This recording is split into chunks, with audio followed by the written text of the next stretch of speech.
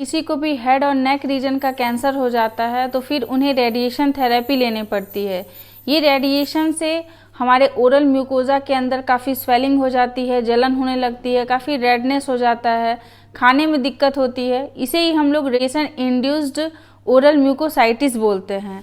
तो ये आखिर ओरल म्यूकोसाइटिस में क्या प्रॉब्लम होती है, कैसे इन सब से हम लोग बच सकते हैं, इसी सब चीज़ों के बारे में इस वीडियो में बताई हूँ, इसलिए अंत तक बने रहिएगा। मन में कोई भी क्वेश्चन है तो प्लीज़ कमेंट कीजिएगा, बहुत जल्द उसका आंसर करेंगे। तो चलिए टाइम को बिना वेस्ट किए हुए वीडियो को शुरू करते हैं। हेलो दोस्तों, कैसे हैं आप सब। मैं आपकी डॉक्टर ज्योति पांडे।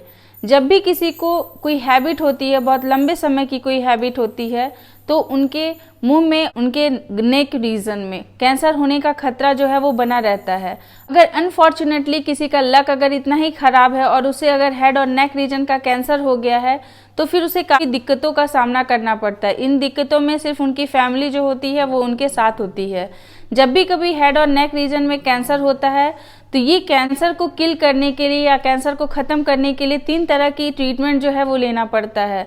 उसमें एक होता है रेडिएशन थेरेपी, सेकेंड होता है कीमोथेरेपी, और एक कंबाइंड में दिया जाता है रेडिएशन और कीमोथेरेपी का, जिसमें कि दवाएं भी साथ साथ दी जाती हैं या और फिर रेडिएशन के द्वारा भी सेल्स को किल करने का काम किया जाता है। रेडिएशन थेरेपी में जिस रेडिएशन का यूज़ किया जाता है वो एक आयोनाइजिंग रेडिएशन होती है। इस रेडिएशन का काम ये होता है कि जो सेल जो होती हैं, जो बिल्कुल अनकंट्रोल्ड हो चुकी हैं, बहुत ज़्यादा मल्टीप्लाई कर रही हैं, अपनी संख्या को बढ़ा रही हैं, उन सेल्स को किल करने का काम करती हैं। तो इसे प्रोग्राम्ड सेल्ड डेथ जो करती हैं वो इसे ही हम लोग एपोप्टोसिस कहते हैं।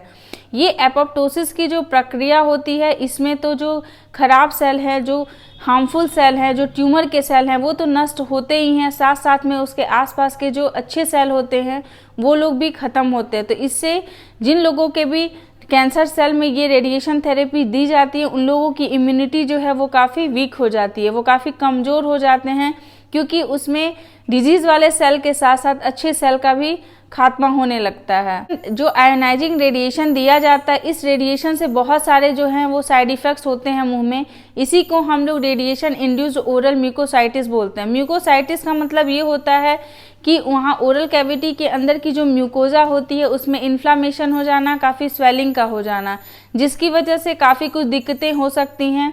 मुंह में जलन होने लगती है, मुंह में बहुत ज़्यादा इडिमा हो जाता है, मतलब स्वेलिंग हो जाती है। मुंह की एक परत जो होती है उस पर बहुत ज़्यादा छाले हो सकते हैं, मुंह में लार का बनना कम हो सकता है। तो ये सारी दिक्कतें जो है वो होने लगती हैं ओरल कैविटी में। इसके अलावा ये जो आयोनाइजिंग रेडिएशन होता है वो हमारे इंटेस्टाइन की जो म्यूकोजा होती है उसको भी हार्म करती है, जिसकी वजह से बोवेल का जो फंक्शन होता है वो इंटरप्ट होने लगता है, वो डिस्टर्ब हो जाता है, जिसकी वजह से पेशेंट जो होते हैं उनमें कॉन्स्टिपेशन की प्रॉब्लम भी होने लगती है। तो ये बहुत सारे साइड इफ़ेक्ट्स होते हैं ये आयोनाइजिंग रेडिएशन के। बस इसका एक ही अच्छा काम होता है कि ये रेडिएशन जो होती है वो ट्यूमर के सेल्स होती हैं, जो सेल कैंसरस सेल्स होती हैं उसको किल करने का काम करती हैं। क्योंकि जब हम लोग कीमोथेरेपी देते हैं, कैंसर सेल्स को किल नहीं किया जा सकता, उसके साथ साथ सर्जरी और उसके साथ साथ रेडिएशन की भी आवश्यकता पड़ती है। ये डिपेंड करता है कि जो सीवियरिटी है केस की वो किस अकॉर्डिंग की है। अगर वो माइल्ड और माइनर केसेस में है तो फिर कीमो या फिर रेडिएशन थेरेपी से ही काम बन जाता है। लेकिन अगर कोई एडवांस स्टेज हो जाता है, कोई सीवियर कंडीशन होती है, तो फिर उसमें सर्जरी की भी आवश्यकता पड़ती है। आयोनाइजिंग रेडिएशन के कारण जो हमारे मुंह के अंदर की म्यूकोजा होती है उसमें काफ़ी स्ट्रेस हो जाता है, मतलब वो काफ़ी टेंस्ड हो जाती हैं, जिसकी वजह से वो मुंह का जो प्रॉपर खुलना होता है वो भी कम होने लगता है, मुंह की ओपनिंग जो होती है वो कम होने लगती है।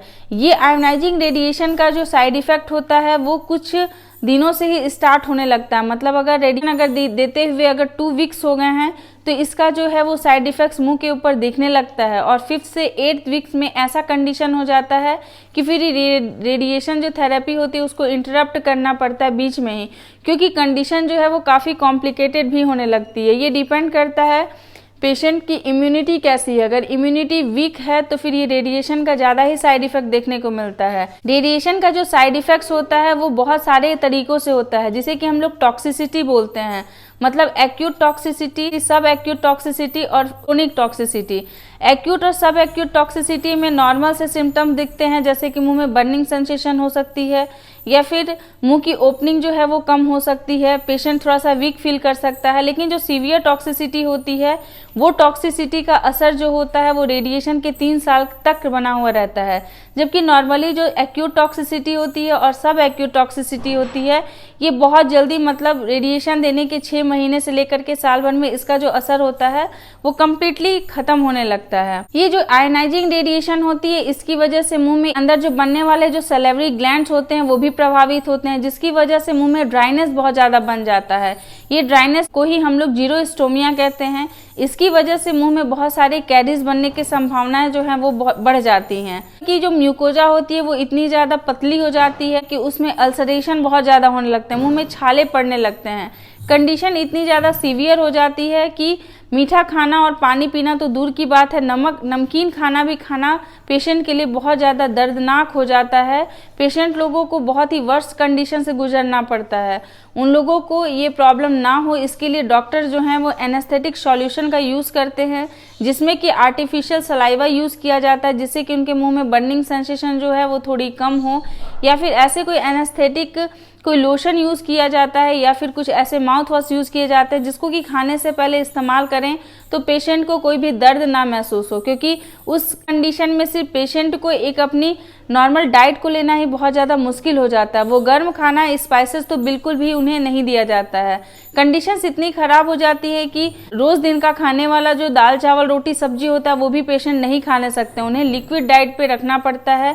और खाने की कमी होने की वजह से उन्हें पोषण पूरा कंप्लीट नहीं होने पाता है, न्यूट्रिशनल डिफिशियंसी होने लगती है, जिसकी वजह से पेशेंट की इम्यूनिटी काफ़ी वीक हो जाती है, वो शरीर वाइज काफ़ी वीक हो जाते हैं, जिसकी वजह से उनका मेंटल हेल्थ भी काफ़ी वीक हो जाता है। थोड़ा तो यही होता है ना कि अगर आप अपने से चाह लेते हैं कि आपको ये कैंसर को हरा करके बाहर निकलना है तो फिर कोई भी ताकत आपको रोक नहीं सकती है। आपकी जो विल पावर है अगर वो स्ट्रांग है तो आप कैंसर को भी मात दे सकते हैं। तो फिर रेडिएशन थेरेपी कौन सी बड़ी चीज़ होती है। आज के समय के 30 साल पहले अगर हम लोग बात करेंगे तो रेडिएशन थेरेपी के बहुत सारे साइड इफ़ेक्ट्स जो है वो देखने को मिलते थे, लेकिन अब जो है इतनी एडवांस टेक्नोलॉजी आ चुकी है कि रेडिएशन से बहुत कम ही इफेक्ट जो हैं वो हमारे बॉडी के ऊपर होते हैं, जिसको कि हम लोग माइनर इफेक्ट बोल सकते हैं। इसलिए क्योंकि कैंसर अपने आप में ही बहुत खतरनाक वर्ड होता है। पहले के ज़माने में लोग कैंसर शब्द सुन के ही समझते थे कि अब इसकी उम्र ज़्यादा नहीं है, 1.5 साल जिएगा उसके बाद ये ख़त्म हो जाएगा, लेकिन अब ऐसी स्थिति बिल्कुल भी नहीं है। अगर वो कैंसर हो गया है तो सबसे इजी कैंसर जो होता है वो ओरल कैविटी के अंदर का ही कैंसर माना जाता है। इसलिए अगर किसी को कैंसर है तो बिल्कुल भी डरने की आवश्यकता नहीं है, या फिर अगर आपके परिजनों में किसी को अगर है तो भी कोई दिक्कत की बात नहीं है। बस समय रहते आपको उसकी सर्जरी करानी है, आपको अपने जो कैंसर स्पेशलिस्ट होते हैं उनके पास जा करके अपनी प्रॉपर ट्रीटमेंट लेने की आवश्यकता होती है। जो रेडिएशन इंड्यूस्ड म्यूकोसाइटिस होता है इसमें इतना ज़्यादा रेडिएशन निकलता है जो कि हमारे सैलिवरी ग्लैंड को, म्यूकोजा को, सारी चीज़ों को असर करता है। इसी वजह से हमारे मुंह के अंदर जिंजिवाइटिस की भी प्रॉब्लम होने लगती है, मतलब मसूड़ों में बहुत ज़्यादा इन्फेक्शन होने लगता है। पेरियोडोंटाइटिस की प्रॉब्लम होती है, मतलब दांत जो होते हैं वो हिलना डुलना भी स्टार्ट कर सकते हैं। लेकिन सबसे अच्छी बात ये होती है कि आप कैंसर से बिल्कुल बच सकते हैं। तो इसीलिए अगर किसी को भी ये प्रॉब्लम हुई है और वो उससे अगर बाहर निकल चुके हैं तो बस आपको अपना ओरल हाइजीन को प्रॉपर रखना है। आपको हमेशा गुनगुने पानी नमक से कुल्ला को करते रहना है, अच्छा प्रॉपर डाइट लेना है, हेल्दी डाइट लेना है जिससे आपकी रिकवरी अच्छी हो। दूध वगैरह का सेवन अच्छे से करना है। अगर प्रोटीनियस खाना अगर आप लेते हैं तो बहुत अच्छी बात है। साथ साथ में अपने दोस्तों का साथ आपके लिए बहुत कारगर रहेगा, आपके फैमिली का सपोर्ट आपके लिए बहुत अच्छा रहेगा, और आप अपने मेंटल हेल्थ को बहुत अच्छा बना के रखिए, क्योंकि आपको ये सोचना है कि मुझे इस चीज़ से बाहर निकल करके फिर अपनी ज़िंदगी को नॉर्मल कर लेना है, बिल्कुल भी इन बैड हैबिट्स के चक्कर में नहीं फंसना है। आई होप कि आपको ये वीडियो अच्छा लगा होगा। अगर अच्छा लगे तो प्लीज़ इसे लाइक कीजिए और लोगों के साथ इसे शेयर कर दीजिएगा, ताकि ज़्यादा से ज़्यादा लोग इसे देख सके, सुन सके और अवेयर हो सके। अपना ख्याल रखिए, अपने आसपास के लोगों का ध्यान रखिए। Take care, bye bye.